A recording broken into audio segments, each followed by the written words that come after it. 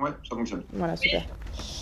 Donc ça fait plusieurs années qu'on parle de science dans l'actualité, de plus en plus avec les nouvelles technologies, avec la médecine, avec la conquête de l'espace, si vous avez regardé l'arrivée de Persévérance hier sur Mars, j'espère. Et depuis un an avec le coronavirus qui monopolise l'espace public. Sauf que nous, étudiants en journalisme, on nous parle de sciences politiques, d'économie, de droit, de géopolitique, mais jamais, au grand jamais, de sciences. Donc ce serait peut-être l'occasion d'en parler un petit peu. C'est pour ça qu'on a 3 invités fantastiques qui sont avec nous aujourd'hui pour parler de science, un petit peu de coronavirus, mais pas trop. Donc je vais vous les présenter. Tout d'abord, Caroline Tourbe, vous êtes journaliste scientifique au Point depuis 1 an. Avant, vous étiez à Science et Vie pendant près de 15 ans. Et vous interviendrez là principalement sur l'angle presse écrite, mais en réalité, vous faites aussi de la radio, puisque vous travaillez encore, je crois, aussi avec Mathieu Vidard pour La Terre au carré sur France Inter, avec Nicolas Martin ici présent pour la méthode scientifique sur France Culture. Donc vous faites pas que de la presse écrite, mais vous êtes là pour en parler principalement. On a également avec nous Tania Louis. Alors, pour pas que je dise de bêtises, vous êtes médiatrice scientifique et conceptrice de contenu pédagogique depuis 2015, c'est bien ça? C'est ça. C'est ça. Et vous avez publié en octobre 2020 La folle histoire des virus aux éditions Human Science, donc c'est pile dans l'actualité coronavirus. Et enfin, Nicolas Martin, vous êtes producteur et animateur de l'émission La méthode scientifique sur France Culture. Bonjour. Bonjour. Et du podcast Les idées claires, qui lutte contre la désinformation scientifique. C'est passionnant parce que vous êtes devenu un peu une figure de la vulgarisation scientifique à la radio, alors qu'à la base, si je ne me trompe pas, vous avez une formation de professeur de lettres. Vous ne vous trompez pas. Voilà, donc ça sera intéressant de parler de ça, comment on parle de science quand à la base on n'est pas forcément formé pour. La première grande partie, c'est comment parler de science quand on est journaliste généraliste, et je sais que c'est un sujet qui concerne beaucoup les étudiants. Tout à l'heure, j'ai dit à des étudiants de M1 de préparer des questions, de ne pas hésiter à réfléchir, et on m'a dit « mais j'y connais rien en sciences !»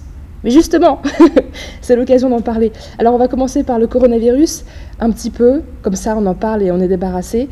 Caroline Tourbe, vous m'avez dit que vous êtes donc arrivée au Point cette année, en même temps que le coronavirus. Déjà, est-ce que vous pouvez nous raconter un peu comment ça s'est passé, parce que je pense que vous avez plein de choses un peu inédites qui se sont déroulées cette année à la rédaction du Point.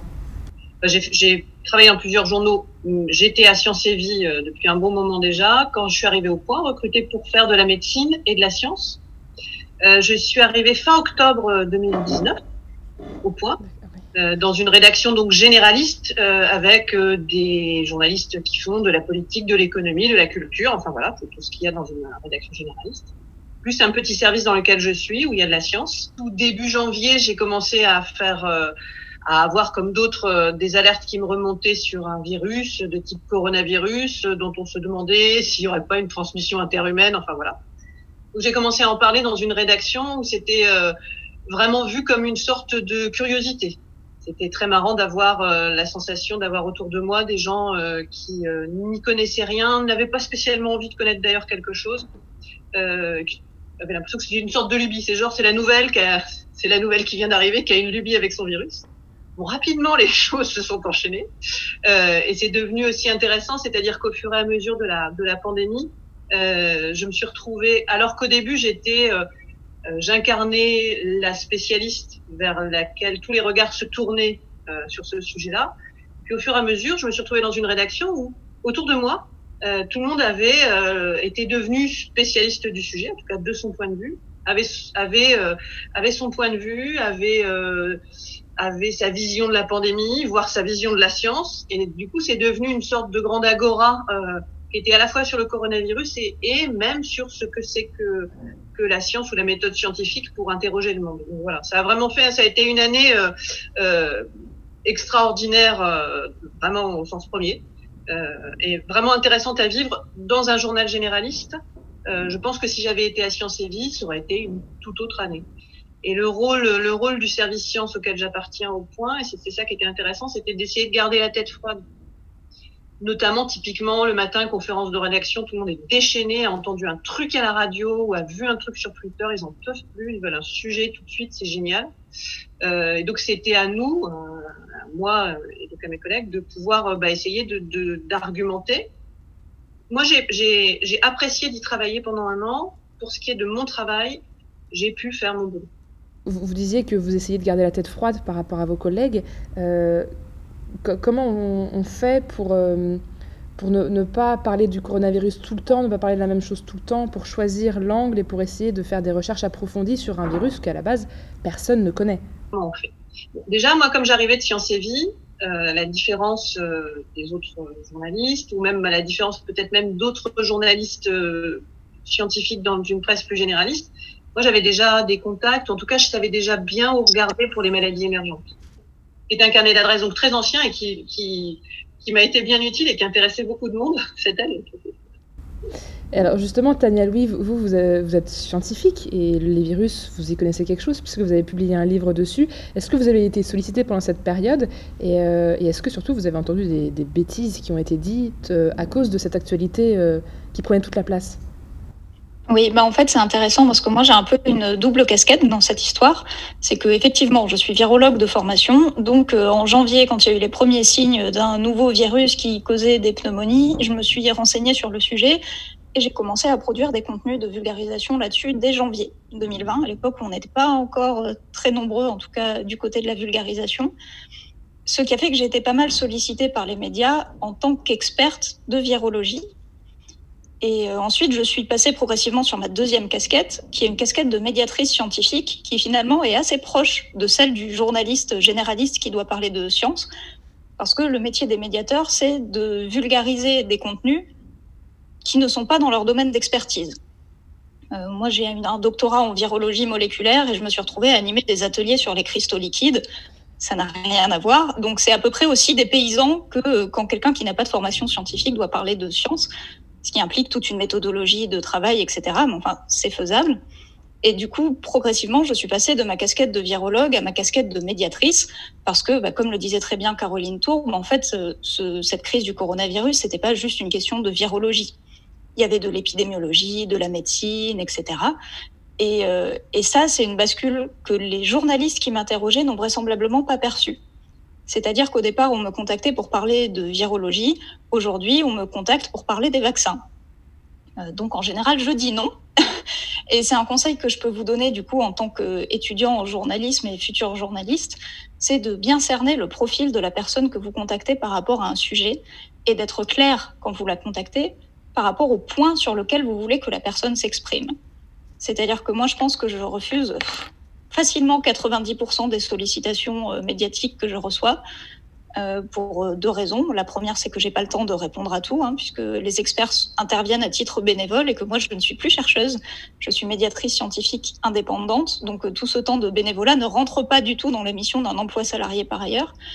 Et la seconde raison pour laquelle je refuse, c'est que souvent, on me demande des choses qui sont juste pas du tout dans mon domaine. Pas plus tard que cette semaine, on m'a téléphoné pour me demander si on pouvait venir filmer des images dans mon laboratoire, alors que je ne fais plus de recherche depuis 2015. Donc, solliciter des experts, c'est important, parce que vraiment, non seulement ils vont nourrir vos papiers, mais ils vont nourrir votre réflexion aussi. Les échanges qu'on a avec les experts, des fois, ça aide à ajuster un peu un angle ou à se rendre compte qu'en fait, c'est pas ce sujet-là qui est pertinent, c'est plutôt tel autre. Mais du coup, c'est pas parce que vous avez vu passer le nom de quelqu'un qui parle de virus qui va être pertinent pour parler d'épidémiologie ou de l'efficacité des vaccins. Donc, il faut avoir conscience qu'il y a beaucoup de sujets scientifiques qui sont en fait très vastes, qui font appel à des disciplines différentes. Donc, ciblez bien les personnes que vous contactez et dites-leur de quel niveau de précision vous avez besoin. Parce que, effectivement, quand on me contacte sur les vaccins pour juste expliquer ce qu'est un ARN messager, j'ai fait de la biologie moléculaire pendant des années, il n'y a pas de souci, je peux répondre. Par contre, si on me contacte sur les vaccins pour me demander d'analyser de façon précise les essais cliniques, là, je suis plus compétente. Donc, une des missions des journalistes scientifiques, à mon avis, c'est de bien identifier ce dont ils ont besoin pour avancer. Et ça peut se faire en plusieurs étapes. Ça peut être contacter un expert qui est plutôt généraliste, en fait, dans son profil, pour commencer à affiner le sujet, et ensuite aller creuser en contactant les personnes les plus pertinentes. Mais ça, c'est quelque chose que j'ai vraiment senti pendant la crise, c'est-à-dire que quand je produisais des contenus de vulgarisation en tant que virologue, on me contactait pour des choses pertinentes. Et à partir du moment où j'ai produit des contenus en tant que médiatrice scientifique, j'étais clairement plus identifiée correctement par la plupart des journalistes qui me sollicitaient. Alors on reviendra sur cet aspect de vulgarisation qui est extrêmement important, qu'on va détailler. Mais avant, j'aimerais donner la parole à Nicolas Martin. Vous tenez une émission tous les jours de 58 minutes sur les sciences. Donc le coronavirus, a priori, vous en avez parlé, mais vous avez parlé aussi de plein d'autres choses. Comment on arrive à gérer l'actualité des sciences? Est-ce que vous choisissez des sujets en fonction de cette actualité-là ou pas forcément? Parce que vous devez les préparer en avance, ces émissions. C'est vraiment très important ce que vient de dire Tania, pour vous qui êtes étudiant en école de journalisme, sur la nature des interlocuteurs. Moi, je me souviens de Dan Goffard, que vous avez certainement vu, qui est virologue, qui est on appelle une bonne cliente, c'est-à-dire que quand elle est interrogée sur sa spécialité, elle est vraiment très douée, elle est très pédagogue, elle est extrêmement claire. Donc moi, outre la méthode scientifique, je vous rappelle que j'ai tenu aussi une chronique qui s'appelait Radiographie du coronavirus, qui a été quotidienne pendant 3 mois au printemps, puis hebdomadaire à la rentrée. Et Anne Goffard dit par exemple exactement ce que vient de dire Tania, c'est-à-dire qu'elle, de temps en temps, elle me dit, j'avais des gens, on va les citer, de BFM au téléphone, donc de l'Infogéné, qui me disaient, on a besoin de vous, est-ce que vous pouvez faire un visio dans 10 minutes? Et Anne Goffard disait, je ne sais pas sur quoi, et on lui répondait sur le virus. Mais sauf qu'en fait, elle savait pas ce qu'on allait lui demander. Elle est virologue, effectivement, elle n'est pas épidémiologiste, elle n'est pas infectiologue, elle n'est pas immunologue, elle est virologue, donc elle peut parler sur un certain nombre de choses, mais elle ne peut pas parler sur tout. Et elle s'est retrouvée comme ça, piégée à un moment donné, soit sur des plateaux où on lui posait des questions trop généralistes ou des questions qui étaient en dehors de son champ de compétences, à lui demander en plus dans des formats extrêmement courts, c'est-à-dire demander de répondre en 1 minute 30, là où en fait on arrive dans des degrés de complexité où on a besoin parfois d'un peu plus de temps. Donc soyez vraiment vigilants à ça. Toutes les spécialités en médecine, mais pas uniquement, ne se valent pas, de même que pour sortir du coronavirus, vous n'allez pas demander à un physicien théoricien de vous faire un cours sur la force électrofaible ou la nature des quarks. En fait, vous voyez, il y a des spécialités, donc c'est important d'identifier votre interlocuteur pour déjà ne pas poser des questions à côté de la plaque et ne pas vous retrouver ensuite dans une situation désagréable où la personne va vous envoyer bouler ou vous dire qu'elle n'est pas la bonne personne. Voilà, je pense que vraiment il y a quelque chose là-dedans qui est effectivement assez important et qu'il faut retenir. Voilà, quand on n'a pas l'habitude de traiter des sciences, de bien faire attention à ce que la personne qu'on sollicite est la personne qui a les moyens de vous répondre par rapport aux questions que vous vous posez. Ça fait partie peut-être de ce qui est apparu à l'occasion de cette crise. C'est effectivement un déficit d'information, de journalistes scientifiques, en tout cas de rédaction à proprement scientifique dans les rédactions. On voit que on a souvent dans les rédactions des journalistes santé environnement.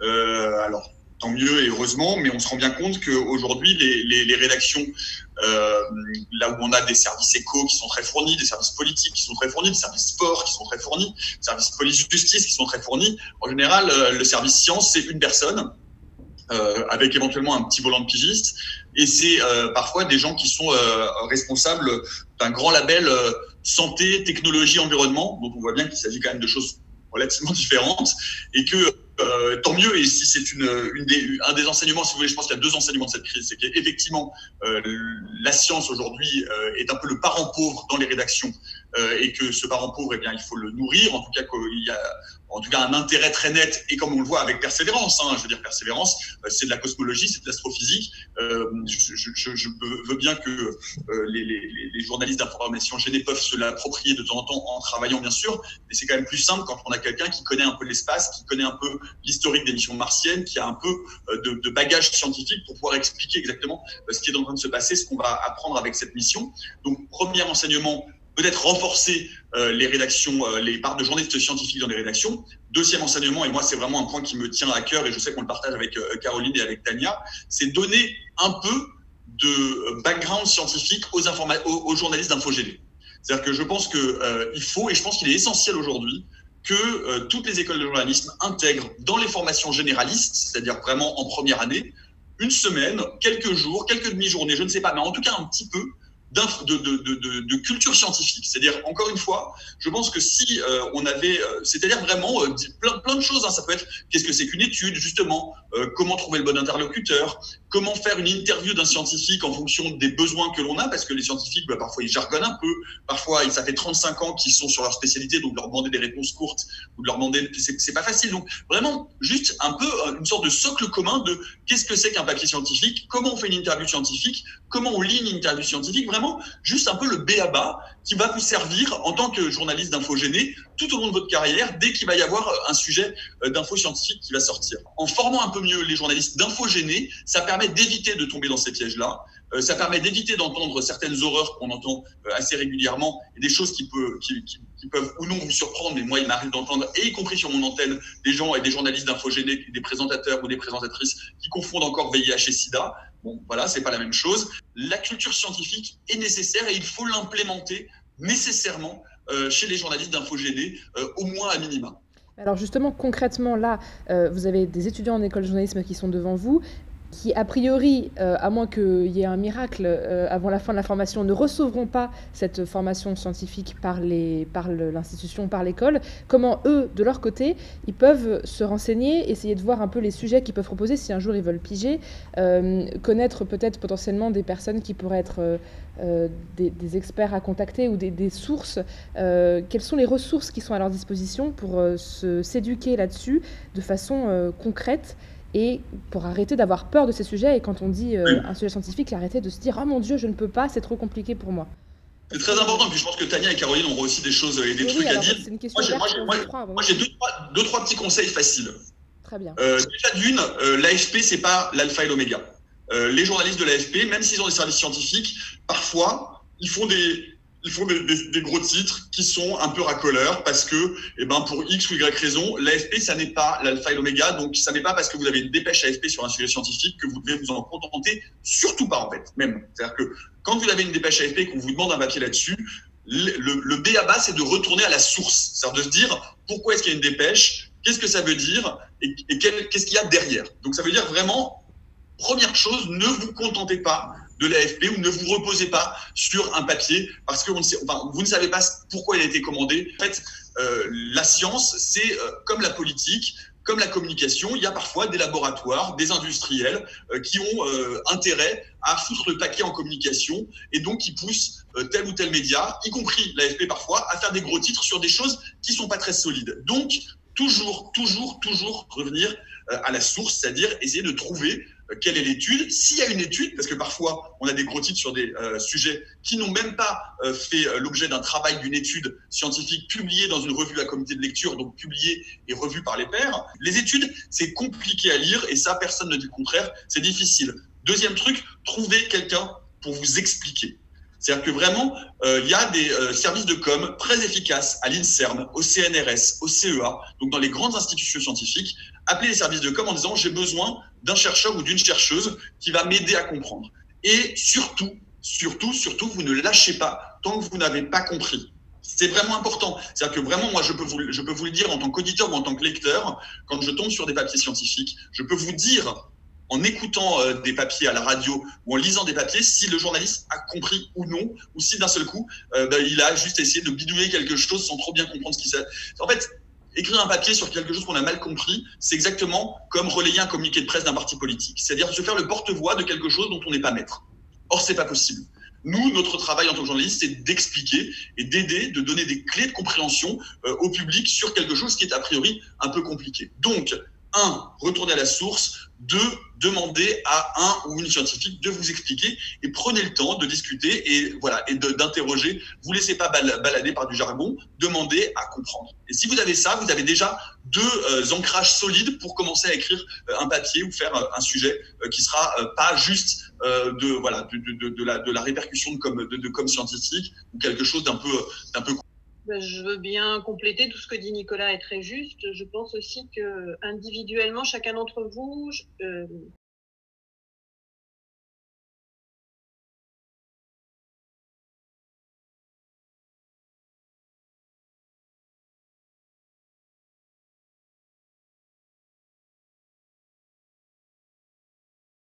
vous avez peut-être, vous, un intérêt pour une discipline ou une histoire scientifique.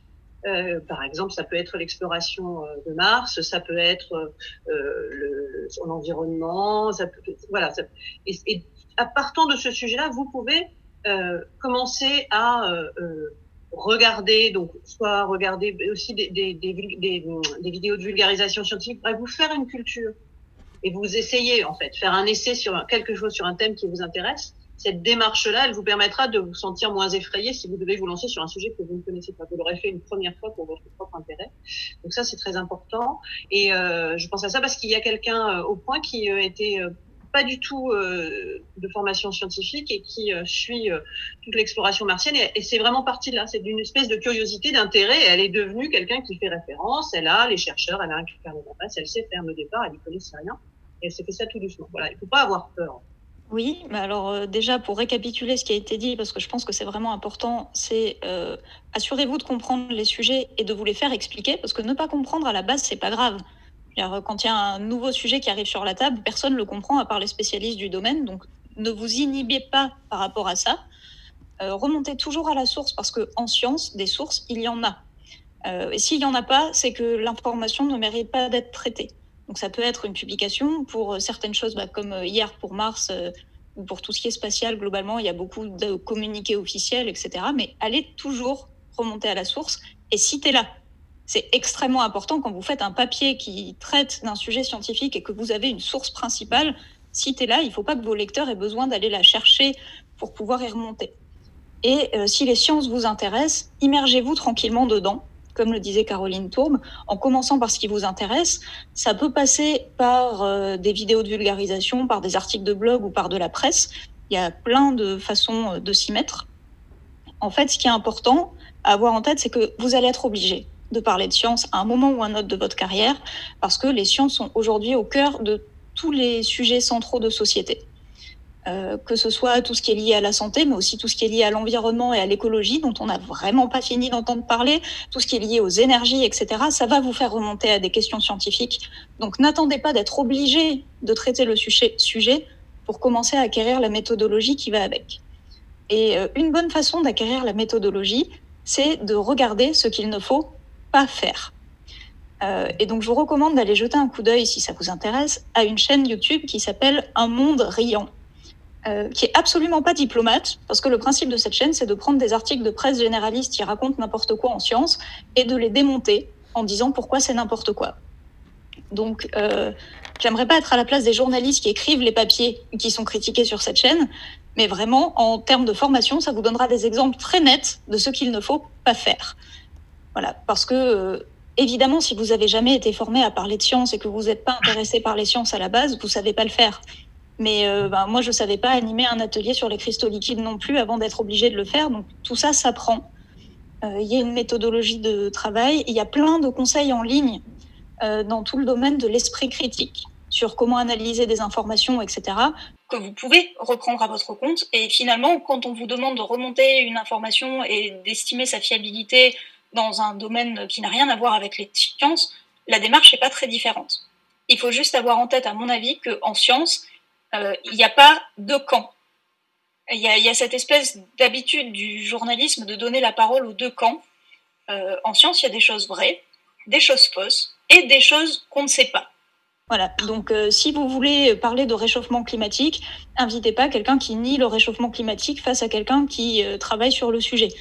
Ça, c'est un réflexe qu'on a souvent dans le journalisme généraliste, mais qu'il faut oublier en science parce que c'est pas un débat en fait. Il y a des points qui sont des points précis, qui sont sujets à discussion, mais de façon générale, la science n'est pas un débat et il n'y a pas besoin de représenter toutes les opinions parce que c'est vraiment pas une question d'opinion. Effectivement, la science, c'est pas la démocratie. La science, c'est la charge de la preuve et la charge du consensus. La science, c'est collectif. La science, c'est un collectif, ce qui veut dire que, et ça, c'est vraiment un écueil aussi qui est très, très important à avoir en tête. Comme je vous le disais tout à l'heure, le médicament miracle, l'étude disruptive de deux chercheurs à l'autre bout du monde qui d'un seul coup vous dit tout le monde avait faux jusqu'à présent et nous on a raison. Tout ça, c'est autant d'alertes qui doivent d'un seul coup vous dire oula, attention, danger. La science, c'est cumulatif, c'est collectif et c'est correctif. Donc c'est important de dire qu'à un moment donné, le consensus scientifique est très important et qu'une personne toute seule qui parle contre un consensus scientifique établi, a priori, eh bien, il faut toujours donner le poids au consensus. Ça, de temps en temps, c'est pas vrai. De temps en temps, il y a des lanceurs d'alerte, et c'est vrai. Par exemple, Irène Fachon, le Mediator. De temps en temps, il y a des scientifiques qui disent attention, au secours. C'est vrai, mais c'est rare. C'est l'exception qui confirme la règle. Donc, toujours faire confiance au collectif. Et autre chose d'important, justement par rapport à ce que disait Tania, et je pense que ça aussi c'est quelque chose que je voulais vous donner un exemple. Il vous viendrait jamais à l'idée, ou en tout cas j'espère, de faire un papier en reprenant le communiqué de presse d'un parti politique ou d'un candidat ou d'une candidate. Parce que c'est de la communication, c'est de la com-pol, et vous savez bien que la com-pol, c'est grosso modo du mensonge.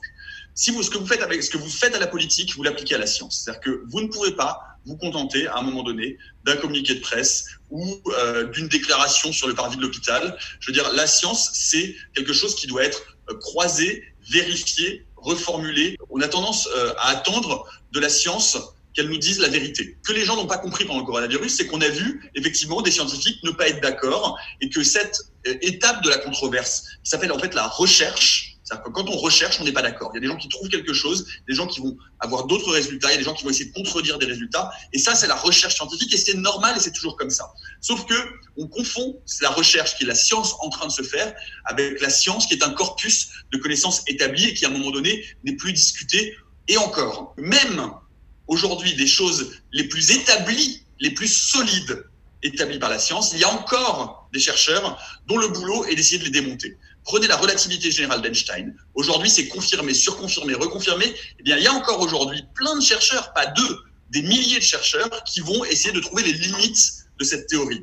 Donc voilà, il faut bien avoir ça en tête. La science, c'est toujours jusqu'à preuve du contraire, et la recherche, c'est la science en train de se faire. Il faut bien distinguer les deux, entre la recherche et donc un débat scientifique qui est légitime et face auquel vous pouvez éventuellement donner la parole à des gens qui aboutissent à des résultats différents et essayer de comprendre ce qui est en train d'être intégré dans le corpus scientifique, mais à partir d'un moment où effectivement ce corpus scientifique est établi, eh bien que ce soit le réchauffement climatique, la théorie de l'évolution, la relativité générale, à ce moment-là, ça n'est plus parole contre parole, c'est le poids du consensus scientifique, de la communauté scientifique qui est énorme, hein, c'est le plus haut niveau de preuve qu'on puisse avoir, contre un ou deux hurluberlus qui vont vous dire « Ah mais non, mais moi j'ai trouvé l'inverse ». Donc soyez bien conscients de ces poids et de ces poids de la charge de la preuve et du consensus scientifique. Je voulais revenir sur ce qu'il ne faut pas faire quand on est journaliste généraliste et qu'on parle de science, avec un petit diapo que Thibaut va partager. C'est des extraits de une que j'ai regardé hier soir, donc ils sont très récentes.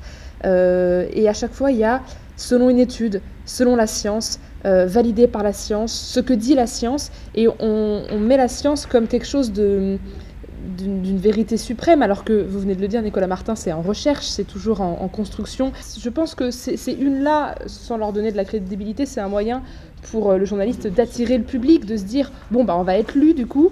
Alors à titre personnel, je pense que c'était pas une bonne idée. Je voulais revenir avec Caroline Tourbe sur le numéro du Point qui a été sorti en janvier. C'est une magnifique qui fait un peu une de Science et Vie d'ailleurs, parce que c'est une vachement scientifique. Il y a une belle image de synthèse là de protéines, je pense. Comment l'ARN va changer nos vies, avec un dossier très très complet et beaucoup de schémas dedans qui ont été faits sur le vaccin à ARN qui parle du Covid. On n'a pas l'habitude de voir ça sur Le Point. Souvent d'ailleurs c'est Science et Vie. D'ailleurs les autres journaux qui ont fait des unes sur le vaccin sont restés sur quelque chose de bien plus classique, qui fait un peu moins peur, on va dire.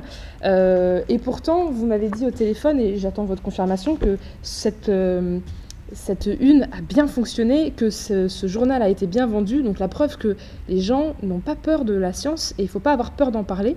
Est-ce que vous pouvez nous raconter un petit peu comment ça s'est élaboré, ce dossier? Merci. Ça peut être intéressant d'avoir un titre. Typiquement, le titre de une du Point, il y a eu d'autres propositions. On a réussi à se mettre d'accord à peu près sur celle-ci. Changer nos vies, concrètement, l'ARN ne va pas changer forcément tout de suite ni totalement nos vies. Mais clairement, on a besoin de faire une sorte d'appel de une pour pouvoir amener le lecteur à s'interroger, à se dire tiens, je lirais bien quelque chose sur l'ARN, qui était un mot quand même. Parce que faut imaginer, il y a le mot ARN en couverture du poing, quoi. Je sais pas si c'est un truc de dingue. Et à l'intérieur, on est sur 15 pages, je crois, 15 ou 16 pages, avec un énorme papier sur l'ARN. Vous avez montré une grosse infographie à poil dur, avec des explications, les ribosomes, hop. Même moi, au début, je leur dis, vous êtes sûr? Moi, ribosome, je le mets, mais vous voulez bien qu'on mette ribosome? Ok, ribosome, c'est parti. Donc, c'était un super boulot à faire. Avec une différence peut-être qui a à voir avec de la presse scientifique. On voit en couverture la chercheuse, une des chercheuses, ça c'est l'infographie, voilà. On voit en couverture l'une des chercheuses qui a participé à des travaux sur l'ARN. Alors en réalité, ces travaux, c'est pas la base même de ce qui permet de vacciner contre le coronavirus. Néanmoins, c'est une chercheuse qui incarne quelque chose du monde de la recherche, de quelqu'un qui a vraiment insisté dans ses recherches, qui a cru, qui ne s'est jamais découragé même quand elle n'avait pas de résultats. Bref, c'est une belle histoire. Et à partir de cette belle histoire, on raconte quelque chose de la science qui progresse, de la science qui progresse, qui a des difficultés et puis qui peut amener quand même à une grande réussite. On verra ce que ça donnera la pandémie, on verra ce que donneront les utilisations de ces virus ARN. Néanmoins, c'est quand même une incroyable avancée scientifique ce qui s'est passé. Et donc d'arriver à faire ça en une du point, c'était très marrant à faire. Et encore une fois, ça a bien marché. Donc la preuve aussi que il faut pas avoir peur de la complexité. Alors ça reste un journal grand public, donc quand je parle de complexité, évidemment à Science et Vie, ce qu'on aurait fait dans le dossier de Science et Vie aurait été sûrement plus complexe. Il y a d'autres façons encore de descendre encore plus en profondeur. Non, moi je considère qu'on est descendu très en profondeur dans l'explication. On a donné la possibilité au grand public de s'informer, j'espère correctement. En tout cas, on a fait notre boulot et on lui a donné, oui, l'occasion de s'éclairer sur un sujet ardu a priori. Voilà. Et donc, se revenir sur l'idée des unes et des titres, en essayant de lui donner envie. Donc, en lui parlant d'une scientifique qui a une aventure personnelle particulière, en faisant peut-être des titres qui peuvent être un peu accrocheurs. C'est nécessaire, je pense, dans une certaine mesure, pour faire venir les lecteurs jusqu'à vous sur des sujets qui, a priori, les rebutent. Non, mais très très rapidement, en un mot, oui, vraiment, je vous enjoins toutes et tous, autant que vous êtes aujourd'hui, à signer un pacte avec vous-même pour que jamais, au long de votre carrière, à compter de maintenant jusqu'à votre retraite, vous n'utilisiez l'expression « selon une étude très sérieuse ». Voilà, selon une étude très sérieuse, c'est interdit par la loi. Jamais on a le droit d'utiliser ça parce que si vous en parlez, c'est une étude très sérieuse. L'inverse, ce serait selon une étude complètement foutraque. Donc ça n'a pas de sens. Si vous en parlez, c'est que c'est sérieux. Vous n'avez pas besoin de préciser que c'est sérieux. Et quand on commence par selon une étude très sérieuse, vous pouvez taper selon une étude très sérieuse dans Google et vous allez voir que c'est que de la merde. C'est-à-dire que c'est que selon une étude très sérieuse, les femmes mangeraient moins de confiture. Enfin, bon, bref, c'est n'importe quoi. Donc jamais de la vie on utilise selon une étude très sérieuse. Point barre, c'est fini, c'est dit. Maintenant, je vais noter vos noms et jusqu'à mon très vieil âge, si je vois votre nom sortir avec son étude très sérieuse, je trouverai votre numéro de téléphone et je vais vous donner des coups de canne. Alors Tania est tout à fait d'accord avec vous, j'imagine que Caroline aussi. Est-ce que, alors tant qu'on y est, parce que c'est intéressant, est-ce qu'il y a des trucs comme ça que vous voyez parfois passer dans la presse qui vous horripilent? On a selon une étude très sérieuse qu'il faut, on l'a compris, éviter. Est-ce qu'il y en a d'autres? Tout ce qui donne à penser que je me dédouane de ma responsabilité de journaliste et je mets tout sur celle des scientifiques. Alors, les scientifiques disent que, d'après la science, etc., tout ça, en fait, c'est des formulations fourre-tout qui montrent que juste vous avez repris le communiqué de presse et que vous n'êtes pas allé fouiller. Si vous êtes allé fouiller, c'est d'après une étude de un tel publiée dans tel journal sur tel sujet précis et vous croisez avec des retours d'autres spécialistes. Tout ce qui est formulation fourre-tout, en fait, ça montre que le travail n'a pas été fait correctement. En fait, vous avez appris pour d'autres sujets à utiliser un vocabulaire qui fait passer votre degré de certitude. On parle de science. Parce qu'il y a des choses qu'on sait, des choses qu'on pense savoir, des choses sur lesquelles on s'interroge. Donc, vos conditionnels, vos adverbes, etc. Je sais qu'en général, on vous demande de les couper dans les papiers. Mais quand vous parlez de science, c'est vraiment des outils indispensables. Il y a pas le médicament miracle, ça n'existe pas. Le traitement, le vaccin contre le cancer, qui est un marronnier, le remède enfin un remède contre Alzheimer. Tout ça, aujourd'hui, on sait que c'est des pièges dans lesquels tout le monde tombe et dans lesquels. C'est pour ça que je suis d'accord avec Caroline. Hein, effectivement, la titraille, la titraille de la méthode scientifique. Si vous connaissez l'émission, vous savez qu'on n'y va pas avec le dos de la cuillère. Mais c'est important. Mais il faut faire attention néanmoins à pas tomber dans ces pièges qui sont là pour le coup vraiment un signe soit de manque de sérieux, soit vraiment de putaclic pour utiliser ce mot-là. Mais enfin, il y a des choses sur lesquelles, voilà, il y a le remède universel contre le cancer, ça ne titre pas. La maladie d'Alzheimer, il y a pas, enfin voilà, ça fait partie des choses sur lesquelles il faut être vigilant parce qu'on perd immédiatement en crédibilité. Donc si vous voyez ce genre de truc-là, là aussi c'est un indice de oups, attention. Ça veut dire qu'on a poussé le bouchon un peu trop loin ou alors qu'on est juste tombé dans un marronnier classique de mauvais traitement de la science, quoi. Oui, mais c'est une transition avec la vulgarisation dont on va parler ensuite. C'est qu'en fait, les contraintes d'un journaliste qui veut vendre un journal ou qui veut attirer du public sont exactement les mêmes que celles d'un vulgarisateur sur Internet qui est en compétition avec plein d'autres producteurs de contenu. Donc, dans cette logique-là, c'est assez normal de faire des titres accrocheurs parce qu'on veut que les gens viennent voir notre contenu plutôt que celui des autres ou plutôt que rien du tout. Mais il y a une grosse différence entre les titres accrocheurs et les titres faux. Et tout l'exercice d'équilibriste, il est là. Il est de trouver un titre qui interpelle, qui donne envie de creuser, mais surtout, ne mentez jamais dans vos titres. Parce qu'il y a toujours une partie des gens qui ne regardent que les titres ou que les 2 premières lignes, c'est-à-dire les titres et le chapeau.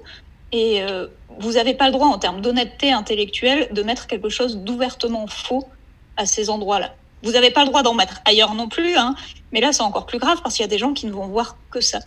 C'est-à-dire qu'il y a aussi des labos qui ont besoin de communiquer. Ça aussi, je pense que c'est important pour vous en termes d'économie de la science de l'avoir en tête. C'est-à-dire que les labos, ils ont besoin d'argent.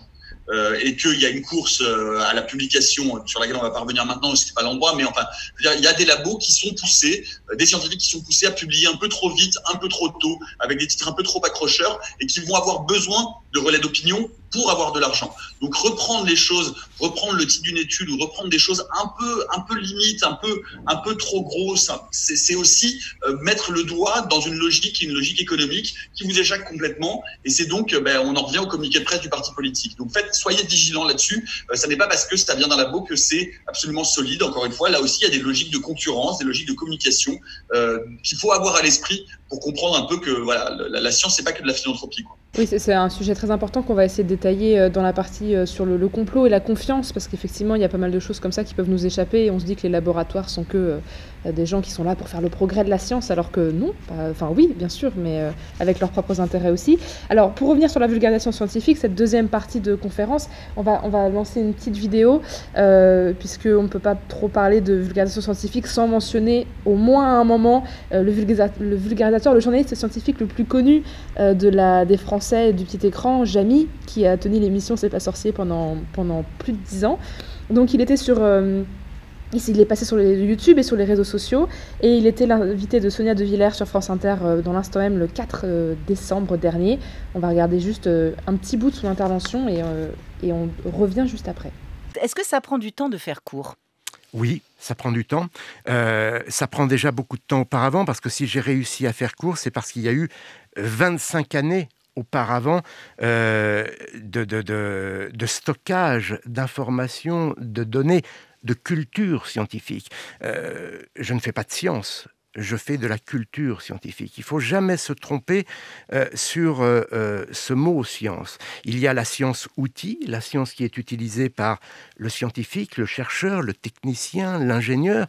Et puis, il y a la science que nous utilisons, vous et moi, comme données culturelles. Donc, finalement, ce que je raconte, moi, c'est la science, mais la science qui nous permet de comprendre le monde dans lequel nous vivons. Une science que j'essaie de réintégrer dans le panthéon de la culture générale. Voilà, donc une science qui veut réintégrer dans le panthéon de la culture générale. Il parle de culture scientifique. Alors, lui, il n'a pas vraiment le même public le public change en fonction de si c'est Jamy, si c'est la méthode scientifique, si c'est Le Point. Est-ce qu'on adapte son discours en fonction de son public et comment on vulgarise? Est-ce que c'est par rapport à ce public-là ou par rapport à un message qu'on veut faire passer? Comment vous faites tous les jours pour vulgariser des sujets compliqués? Peut-être commencer par Tania, puisque c'est votre travail. Oui, en fait, vraiment, c'est les 2 premiers points à déterminer quand on veut faire passer un message pédagogique, que ce soit de la science ou autre chose. C'est quel est le message qu'on veut faire passer et à qui. Il y a cette espèce d'idée de grand public qui voudrait dire qu'on veut toucher tout le monde, qui est en fait une idée refuge, mais qui est fausse. Si on essaye de parler à tout le monde, en fait, on parle à personne. quand on produit un contenu, on va toujours partir d'un certain niveau de connaissance qu'on va estimer que le public a déjà. En sciences, partez d'un niveau connaissance collège, parce qu'il y a des gens qui ne vont pas au lycée général et qui n'ont pas de formation scientifique après le collège. Donc si vous voulez vraiment toucher tout le monde, il faut partir du collège et faire des rappels, ce qui est déjà une énorme contrainte. Et c'est important d'avoir en tête, je pense que c'est faisable quand même, on peut faire passer de la science à tous les publics. Pour vous donner un exemple, parce que ça vous intrigue peut-être, pour les maternelles, j'ai un atelier sur les constellations, où l'idée c'est juste de leur faire prendre conscience que les constellations sont des créations humaines et qu'il y a des histoires qui vont autour. Et c'est déjà un message pédagogique, mais accessible pour ce public-là. Donc vraiment, choisir le public et déterminer précisément le message qu'on veut faire passer, c'est les 2 premières étapes avant de faire quoi que ce soit, avant même de choisir le format, parce que si j'ai un message pédagogique compliqué qui demande des illustrations, je ne vais pas le faire en format podcast ou en format radio, par exemple. Je vais privilégier de la vidéo ou un article pour pouvoir mettre des images. Si on travaille pour un journal qui fait du papier, on fait du papier. Si on travaille pour France Culture, on fait de la radio. Voilà, déjà. On n'a pas toujours le choix. Puis là, on parle des formats classiques. Moi, à titre personnel, j'ai monté une pièce de théâtre de vulgarisation, j'ai conçu un escape game pédagogique, j'ai fait un jeu de plateau pédagogique. Il y a énormément de supports qui existent pour diffuser du contenu scientifique. Moi, personnellement, je choisis en fonction de 2 critères. Je choisis en fonction de mon envie et du message pédagogique que je veux faire passer. Et évidemment, il y a un 3e critère qui s'ajoute à ça, mais qui est un peu sous-entendu en permanence quand on travaille en tant qu'indépendant, c'est le budget. Donc voilà, moi, ça dépend vraiment de mes envies et puis des opportunités qu'on me donne aussi, puisque du coup, je suis prestataire, je travaille avec des gens. Donc quand on me sollicite pour faire un livre dont vous êtes le héros pédagogique, je trouve ça génial et en général, j'y vais. Mais voilà, ayez en tête que il y a des formats qui se prêtent plus facilement que d'autres à traiter certains sujets, mais les contraintes du format, c'est aussi une source de créativité. Alors, on parlait tout à l'heure dans le numéro du point des fameux schémas qu'il y avait. Pour rester sur ce que vous disiez sur la radio, sur comment expliquer avec des mots, et peut-être que Nicolas Martin pourra intervenir aussi là-dessus. Donc, justement, quand vous avez quelque chose d'un peu compliqué à expliquer, quels sont les trucs et astuces qu'on pourrait donner aux étudiants qui, s'ils sont confrontés un jour à ça, et faire une chronique qui parle d'un sujet scientifique, comment on choisit ses mots et choisit son explication pour que, juste à l'oral, ça puisse être clair? Oui, moi j'ai eu cette contrainte-là pour mon livre, du coup, parce que c'est un livre de biologie moléculaire sans illustration. Et c'était un sacré défi. C'est ce qui m'inquiétait le plus, c'était de n'avoir aucune illustration pour parler de génétique, etc. En fait, ça implique de revenir vraiment au cœur du message pédagogique que vous voulez faire passer. Si vous voulez expliquer ce que c'est l'évolution, est-ce que vous avez vraiment besoin que les gens visualisent à quoi ressemble une molécule d'ADN ? Pas forcément, en fait. Ce qui vous intéresse, c'est juste que c'est un empilement de briques qui peuvent être de 4 types différents, et des fois, quand on le recopie, il y en a un qui change.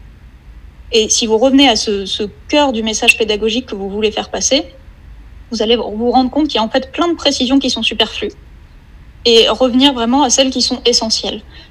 Tout le travail de la vulgarisation, et qui est souvent assez proche du travail journalistique, c'est d'enlever des morceaux jusqu'à ce qu'il ne reste que ce qui est nécessaire.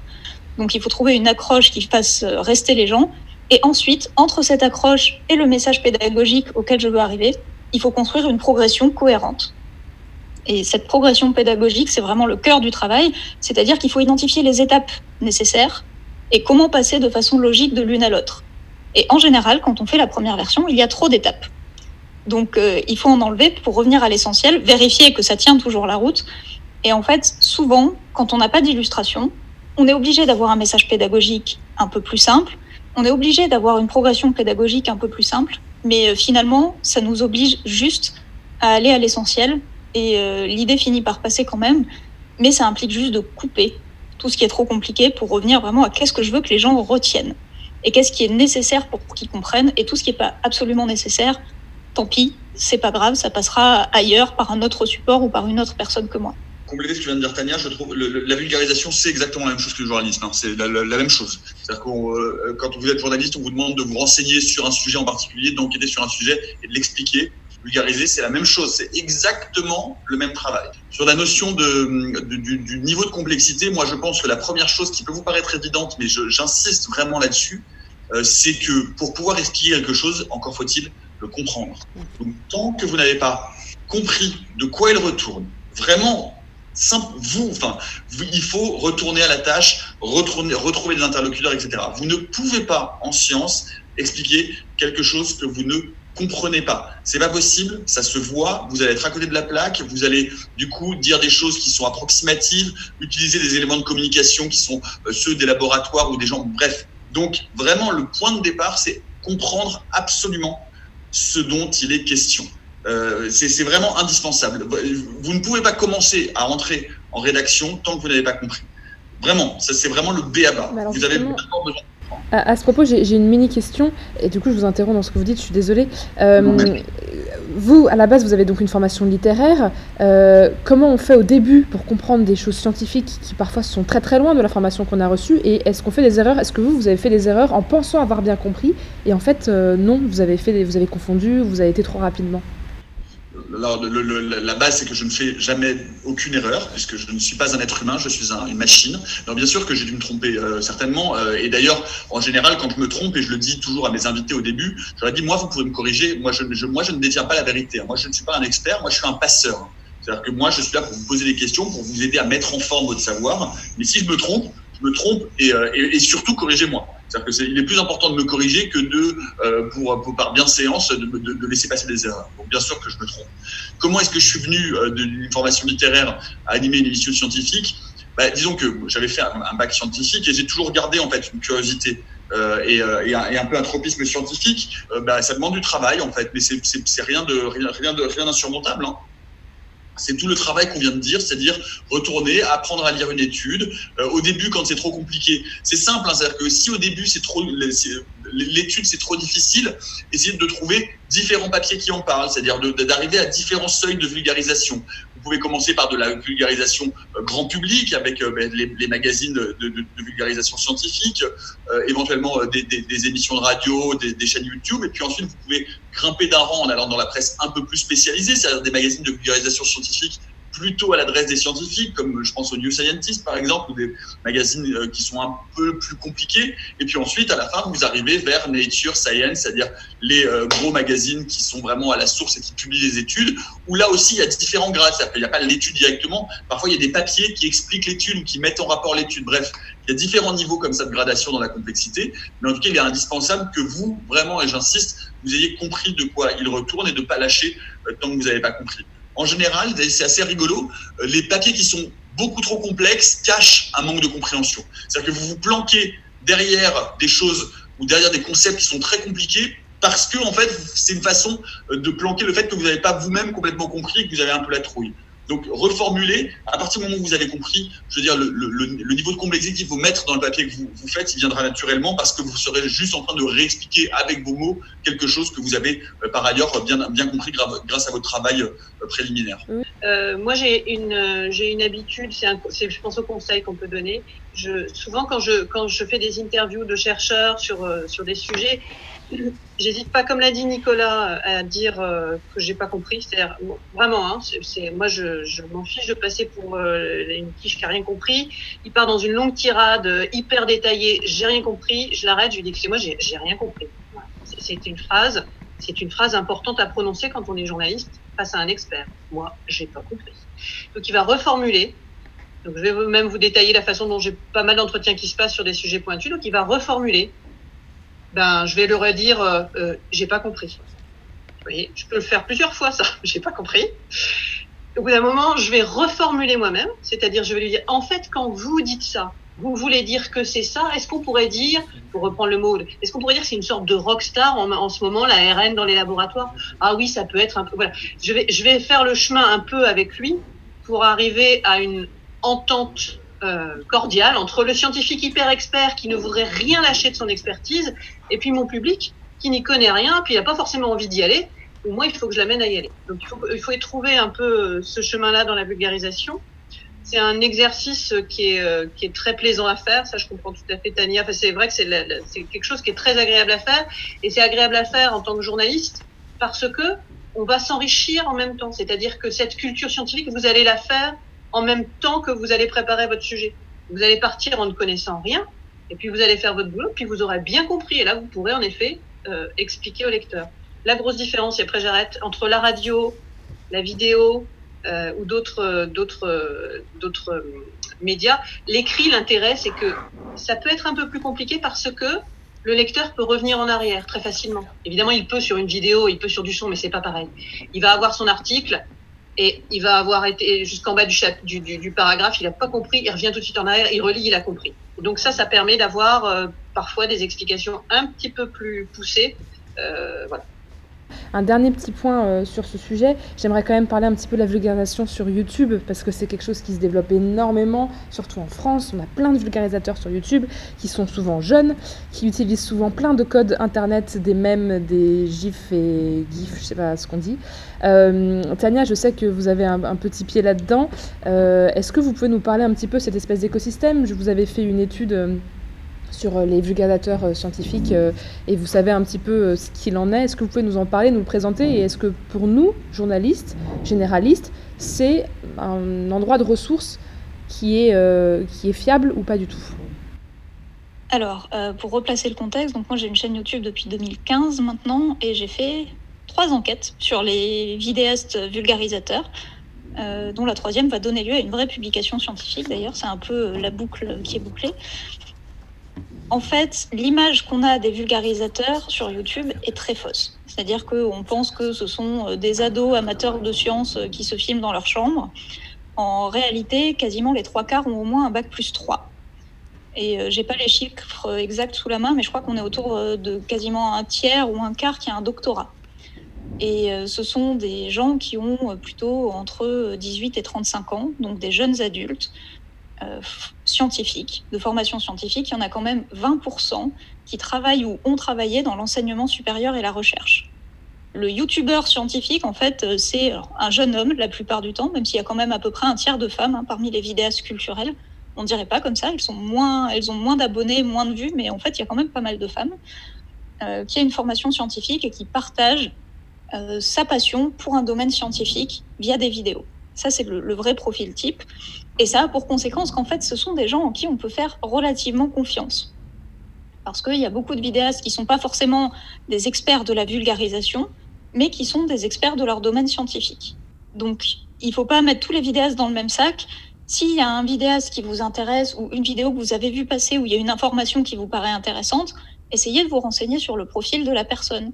En général, c'est quand même des personnes un peu publiques. C'est pas difficile de savoir s'ils ont fait des études dans le domaine qu'ils traitent ou pas.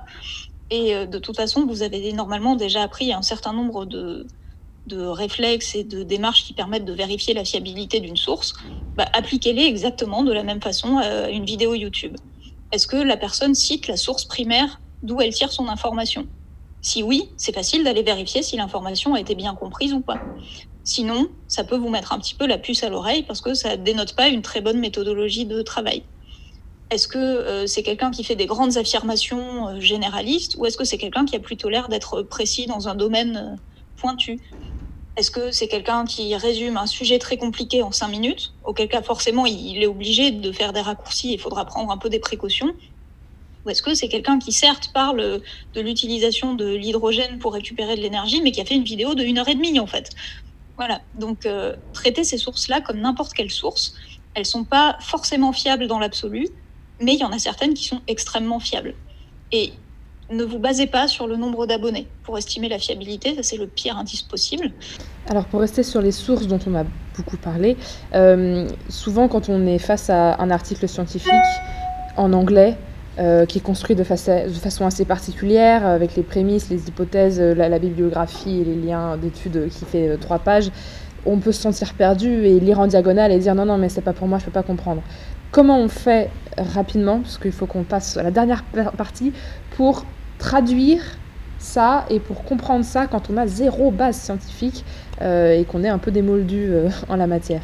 Oui, sur les publis scientifiques, juste très rapidement, la première chose, c'est si vous ne savez pas lire une publi, n'essayez pas, parce que c'est un exercice hyper compliqué. Si vous ne savez pas lire une publi, contentez-vous du résumé qui donne déjà un aperçu fiable de ce qu'il y a dedans. Plongez dans les détails, ça va vous perdre. Et je le dis d'autant plus volontiers que j'ai essayé de lire des publications de physique et que je n'y ai rien compris. Il vaut mieux vous faire expliquer par une personne qui connaît. Ça peut être un des auteurs, ça peut être un des experts que vous avez trouvé via le service presse du CNRS, de l'INSERM ou autre. regardez les figures, éventuellement, s'il y en a une qui vous accroche l'œil ou vous avez l'impression de comprendre ce qui se passe, mais faites-vous expliquer. Une fois qu'on vous a expliqué, vous pouvez revenir à l'article en ayant déjà une idée de ce qu'il raconte et ce sera beaucoup plus simple que de partir de l'article si ce n'est pas votre truc. Et si vous n'arrivez pas à trouver de personne pour vous expliquer, je vous recommande un outil qui s'appelle Altmetrics. Alors, je vous laisse faire des recherches sur Internet, mais en gros, à partir de l'Altmetrics d'un article, vous pouvez retrouver tout ce qui a été écrit en citant cet article. Donc, des articles de presse généraliste, des articles de presse vulgarisée, etc., etc. Et ça vous permet d'avoir des sources secondaires, mais qui dérivent de la source primaire qui vous intéresse et qui vont vous permettre de la décrypter un peu. Se taper une publi en entier à chaque fois, je crois vraiment que peu d'entre nous le font. Hein, voilà, pas non plus exagérer. Les gens n'ont pas forcément le temps, on n'a pas les compétences. L'abstract, donc le petit résumé, c'est parfait. Vous faire aider par quelqu'un qui comprend le domaine et qui peut vous aiguiller un peu dans le foisonnement de données, c'est bien. Et puis, il y a quelque chose que je trouve quand même assez remarquable, c'est que même parfois, quand on se donne la peine d'en lire, toutes les publis ne valent pas. Je parle pas forcément du contenu, disons que le contenu est bon. Parfois, elles sont très bien écrites. C'est-à-dire que parfois, certains scientifiques, ils ont du talent pour écrire. En tout cas, celui qui a écrit l'article, il l'a bien écrit et c'est vachement intéressant à lire. Donc parfois, vous pouvez quand même essayer de glisser un œil et puis vous allez vous apercevoir que vous allez lire la publi. Vous n'aurez pas forcément tout compris, mais c'est intéressant. Voilà. Donc pas systématiquement enquiquinant et pas non plus la peine de se les taper à chaque fois. Alors on va passer à la troisième partie qui est en fait un peu liée à tout ça, la partie complot, confiance et clics, comment faire en sorte de lutter contre la désinformation scientifique et même la désinformation générale. Et j'aimerais commencer avec une petite vidéo d'un youtubeur scientifique qui est assez connu, qui s'appelle Léo Grasset, qui est avec sa chaîne Dirty Biology, qui a fait une vidéo, alors il l'a sortie le 25 novembre 2020, qui s'intitule « Ce virus qui nous manipule », où il cherche des sources justement d'articles scientifiques, il va regarder dans les sources de sources, les articles secondaires, etc. Il décortique un petit peu et il fait ce travail avec nous pour nous expliquer comment ça marche. Et il conclut sa vidéo comme ça, donc je vous laisse regarder et puis on en discute juste après. Depuis le début de la pandémie, le traitement de la science se fait bolos dans des grandes largeurs par un peu tout le monde. Théorie du complot, chercheurs qui roulent sur la méthode scientifique, médias qui invitent des éditorialistes incompétents ou qui servent de caisse de résonance aux discours les moins prouvés possibles, ça a été une année fatigante pour les journalistes scientifiques. Et la pandémie n'est pas finie. Vous avez sans doute des exemples qui vous viennent en tête, entre les masques, les tours 5G qui propagent le virus et l'hydroxychloroquine par exemple. Et je vais pas insister sur des exemples précis, mais à la place, je voudrais plutôt appuyer sur un point qui me paraît essentiel. Le petit exercice que l'on vient de faire, qui consiste à étudier des articles scientifiques, regarder leur démarche et avoir un regard critique, c'est quelque chose de fondamental en science. Ça se fait avant et après l'écriture d'un article scientifique, tout le temps en fait. Et c'est quelque chose de très sain. La science est un processus lent, collaboratif, qui ne fonctionne pas au rythme des plateaux télé ou des tweets. C'est pas que les chercheurs sont mauvais, c'est juste comme ça que ça fonctionne. Voilà, bref. Le message c'est: laissons du temps aux chercheurs pour faire leur taf, et en attendant, suspendons notre jugement comme on devrait le suspendre pour la toxoplasmose par exemple, et ne nous enflammons pas aux premières punchlines de chercheurs ou de médias. Une démarche que l'on devrait cultiver un peu tout le temps au final, mais qui est particulièrement importante dans cette période. Je pense notamment à l'arrivée prochaine des vaccins et à tous les débats dénués de science qu'il va y avoir. J'ai pas hâte, vraiment. Et si vous bossez dans un média ou que vous avez un peu de pouvoir, embauchez des journalistes scientifiques. Ces gens-là sont précieux. On a besoin d'en avoir plus. Et si vous avez un peu de sous, encouragez les médias qui font ça. Si je peux réussir à transmettre ce parasite mental au plus grand nombre de gens, peut-être que ça aidera un peu. Vite fait. À mon échelle. Merci à toutes et à tous, et à la prochaine. Voilà, donc une conclusion, embaucher des journalistes scientifiques, ça, c'est pas encore en notre pouvoir, mais on va essayer de s'en souvenir. Parlons donc un petit peu de complot, puisque c'est le sujet de cette dernière partie, des complots avec le coronavirus, on en a eu plein, avec la 5G aussi, et parfois les deux en même temps. Nicolas Martin, je sais que vous m'avez parlé au téléphone de ces complots en disant que vous appelez ça des sujets limites. Est-ce que vous pouvez développer un peu ce que vous entendez par sujet limite ? C'est pas exactement à propos des complots. Moi, en plus de la méthode scientifique, je fais un programme qui s'appelle Les Idées Claires et qui a pour vocation de lutter justement contre les fausses informations, les idées reçues, en donnant la parole à un ou à une scientifique. Ce que j'appelle les sujets limites, c'est les sujets qui, à un moment donné, et c'est un vrai enjeu pour les journalistes scientifiques que nous sommes, qui, à un moment donné, quittent la sphère de la seule étude scientifique ou de la simple vulgarisation pour entrer dans la sphère politique et devenir ce qu'on appelle poliment ou joliment, comme vous le voulez, des bâtons merdeux. Les bâtons merdeux, c'est ces bâtons où, quel que soit le bout que vous saisissiez, vous en avez toujours plein les mains. Et ces bâtons merdeux, il y en a quelques-uns et c'est vraiment des pièges, c'est des vrais pièges, je pense que Caroline pourra certainement en dire un mot, des vrais pièges compliqués à contourner. Par exemple, le nucléaire, les OGM, la vaccination parfois malheureusement, enfin ces sujets qui à un moment donné deviennent des sujets qui sont récupérés par la sphère politique et qui sont idéologisés et qui font qu'il devient le glyphosate, qui font qu'il devient de plus en plus compliqué d'en parler avec une seule approche scientifique parce que il y a une charge idéologique derrière qui empêche d'en avoir une lecture claire. Et puis il y a aussi, et d'ailleurs c'est l'objet d'un documentaire qui est diffusé en ce moment sur Arte qui s'appelle La Fabrique de l'ignorance, qui est aussi investi par les industriels qui vont tout faire pour mettre des écrans de fumée devant, contre la recherche scientifique, c'est-à-dire qui vont financer d'autres études, qui vont faire diversion et qui vont faire que, au final, qui vont au maximum créer du dissensus pour éviter qu'il puisse y avoir un consensus clair et pour donc pouvoir en général continuer à diffuser leurs produits. Voilà. Donc on sort un peu de la question des fake news. Là, on parle encore une fois de sujets dont il devient difficile de parler sans rentrer justement dans cette lutte idéologique qui n'a plus rien de scientifique et qui fait que ces sujets deviennent de facto des sujets difficiles à aborder sans créer en général ce qui est toujours assez agréable pour ma part sur le nucléaire, c'est que dès qu'on traite du nucléaire, je reçois à peu près autant de mails d'insultes de gens qui me disent que je suis un salaud de pro-nucléaire que de mails d'insultes de gens qui me disent que je suis un salaud d'anti-nucléaire. Donc tant que le nombre de mails d'insultes est équilibré, ça veut dire qu'on est à peu près sur le bon endroit, mais néanmoins c'est vrai que ce sont des sujets qui sont plus difficiles à traiter parce qu'ils ont une lourde charge politique et idéologique qui les rendent difficiles à manipuler. Caroline, je ne sais pas si tu veux dire quelque chose à ce propos. Par ailleurs, en transition, c'est souvent des sujets qui sont énormément dans l'actualité. Et c'est d'ailleurs, plus ils sont dans l'actualité, plus souvent il y a autour autre chose que de la science, de la politique, de l'économie, de l'idéologie, etc. Mais oui, Caroline, si vous voulez intervenir là-dessus. C'est là où, du coup, je suis tout à fait d'accord avec Nicolas, et c'est là où, du coup, c'est important de savoir faire la part des choses. Sur un sujet comme le glyphosate, inflammable, c'est très important de rappeler des faits. Et même si ça ne va pas dans le sens des lobbies pro ou anti-glyphosate, c'est important d'avoir des faits, de pouvoir poser ces faits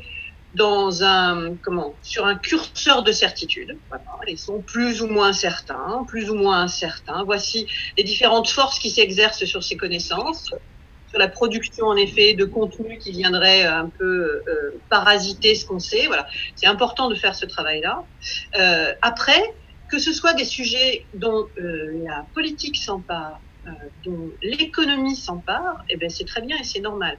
Simplement, il y a des faits, on les rappelle. Après, si vous voulez vous emplumer pour savoir si on doit sortir tout de suite du glyphosate, si on ne peut pas sortir tout de suite du glyphosate, très bien. Je veux dire, c'est un débat de société. Moi, j'ai pas de vérité absolue sur le sujet. Parce que moi, je fais pas du lobbying. Alors, c'est difficile justement de rester sur cette ligne, de rester sur le côté vraiment scientifique, de pas aller trop du côté politique ou économique. Comment on fait ? Donc on reste sur les faits, mais quand la politique s'en mêle, est-ce qu'on doit quand même le mentionner ?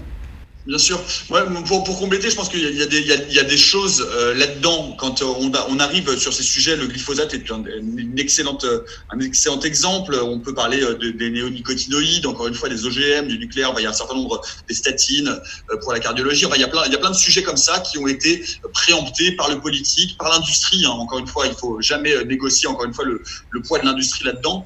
Je pense que évidemment, il est essentiel, et moi je le dis, je le répète, qu'en tant que journaliste, je défie quiconque de connaître ma position aujourd'hui sur le nucléaire, sur le glyphosate ou sur les OGM, parce que mon opinion à moi n'importe pas.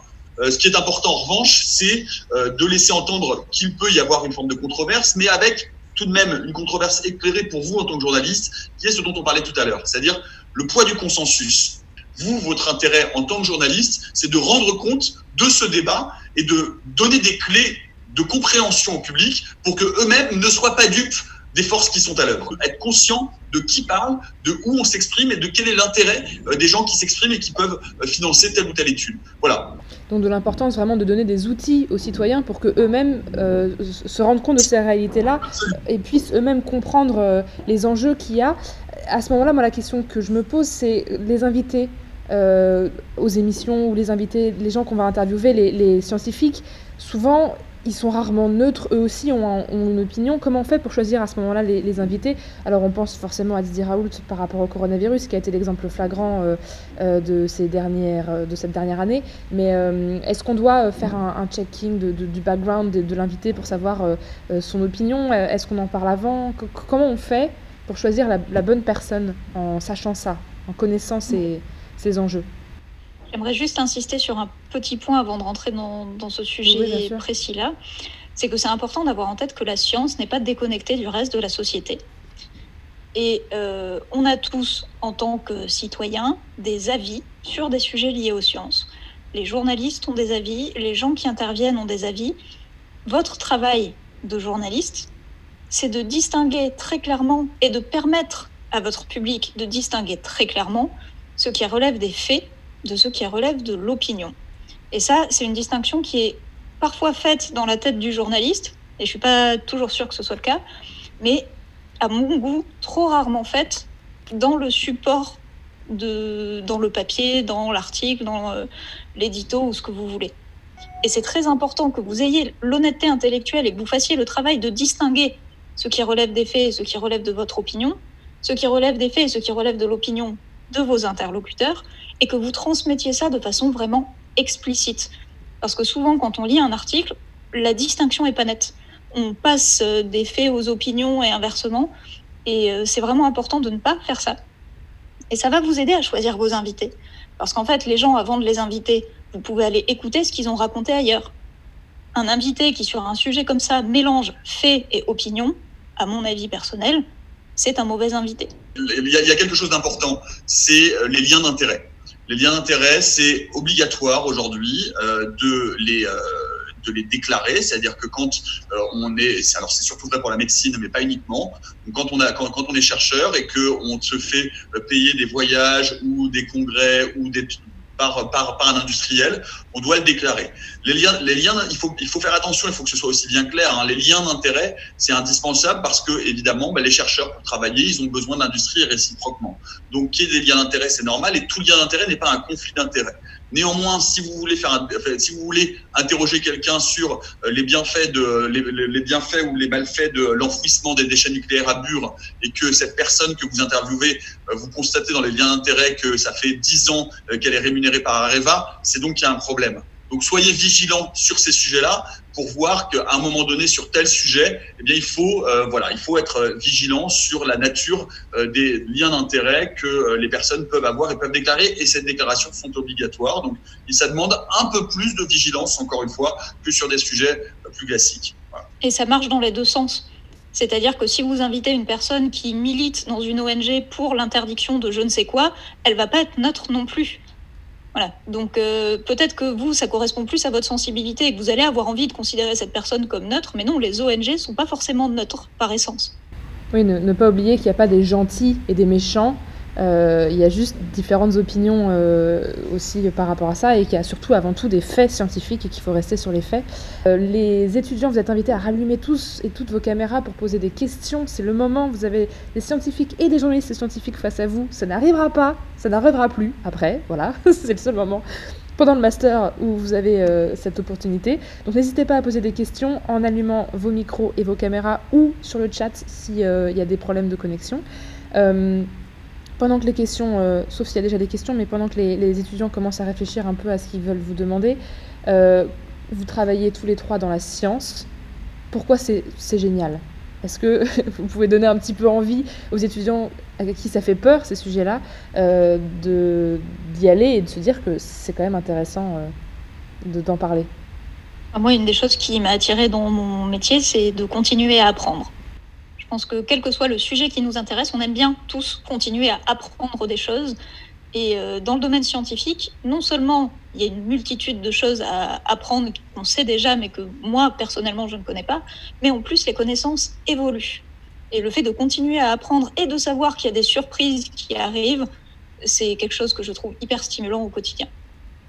Et je trouve que la science, ce qui est absolument génial dans la science, c'est que ce sont des gens dont le boulot est de comprendre le monde, de décrire la réalité. Qu'est-ce que c'est que le réel? Qu'est-ce que c'est qui nous entoure? Je veux dire, c'est absolument sans fond.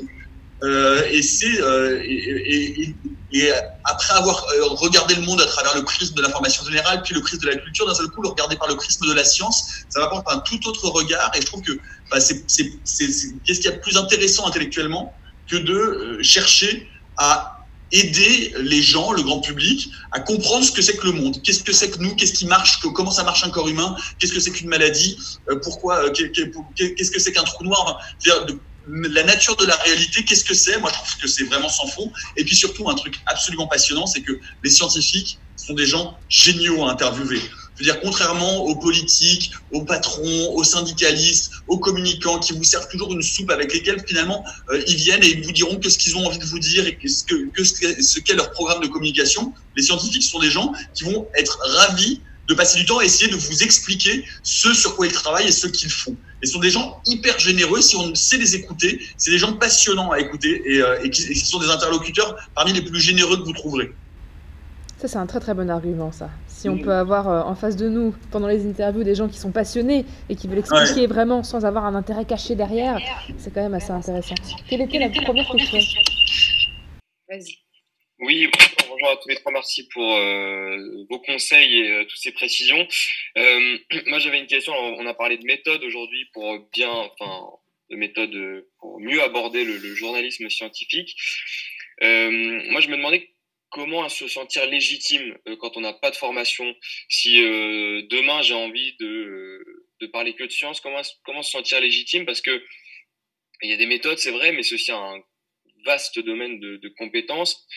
Et on pourrait se dire aujourd'hui, on a entre 22 et 26 ans, comment est-ce qu'on rattraperait tout ça parce qu'on n'a pas fait d'études?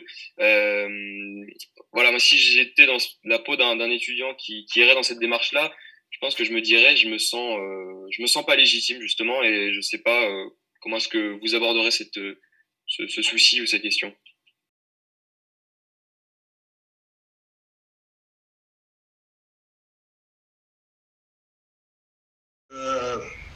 C'est de la curiosité et du boulot. C'est tout simple. Il n'y a pas de légitimité à avoir. Mathieu Vidard, qui fait la tête au carré, il n'a pas de formation scientifique non plus. Il n'y a pas besoin d'avoir une formation scientifique pour être journaliste scientifique. Et peut-être même que ne pas avoir de formation scientifique, ça donne un léger avantage parce que ça évite de tomber dans des biais, dans du jargon. Parce que vraiment, on arrive et que du coup... je ne trancherai pas ce débat, je me permettrai pas, mais en tout cas, on a une approche qui fait que du coup, on est peut-être un cran plus près du grand public et des gens auxquels on s'adresse que des scientifiques, et du coup, on fait un pas de plus pour faire justement cet effort de compréhension, de vulgarisation, et parce que finalement, encore une fois, mais ce qui est vrai pour les sciences, c'est vrai pour n'importe quel autre domaine, vous avez toujours intérêt à passer pour un con, c'est-à-dire de dire je suis désolé, je comprends pas, ça marche toujours. Enfin, je veux dire, la question de fausse naïveté, c'est toujours une façon de faire reformuler les gens, etc. Donc, en fait, il faut pas que ça fasse peur, déjà d'une parce que c'est passionnant, et deux, encore une fois, on n'a pas besoin d'être scientifique pour expliquer la science à partir du moment où on est curieux et où on relève les manches et où on bosse, quoi. Oui, j'ajouterais qu'en fait, il n'y a aucun scientifique qui connaît tous les domaines de la science. Votre travail, c'est pas d'être expert des savoirs, c'est d'avoir le savoir-faire de transmettre des informations. Donc vous êtes hyper légitime. Votre métier, c'est pas de savoir, votre métier, c'est de transmettre. Donc, si vous avez la méthode de travail, vous avez la légitimité, vous n'avez pas besoin de plus que ça.